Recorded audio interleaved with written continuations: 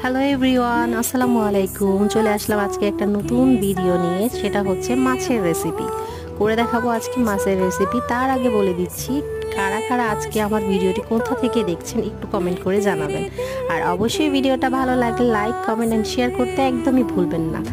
এই রেসিপি যদি একদম করে রাখেন তাহলে বাসায় যে কাউকে খুশি করে করতে পারবেন খুব ইজিলি। লইটা মাছের শুটকি তো আমরা অনেকেই খেয়েছি, কিন্তু লইটা মাছ আমরা কারা কারা খাই আর কারা কারা খেয়েছেন অবশ্যই কমেন্ট সেকশনে সেটাও জানাতে ভুলবেন না। তো প্রথমেই হচ্ছে আমি কিছু টিপস দিয়ে দিয়েছি, সেটা হচ্ছে লইটা মাছটা আমি হলুদ, লবণ, মরিচ দিয়ে একটু ভেজে নিয়েছিলাম। কিন্তু এখানে কথা হচ্ছে লইটা মাছটা না ভেজে রান্না করে কষিয়ে রান্না করলে বেশি ভালো হয়, কারণ লইটা মাছটা খুবই নরম থাকে, এটা ভাজতে গেলে দেখা যায় ম্যাক্সিমাম ভেঙে যায়।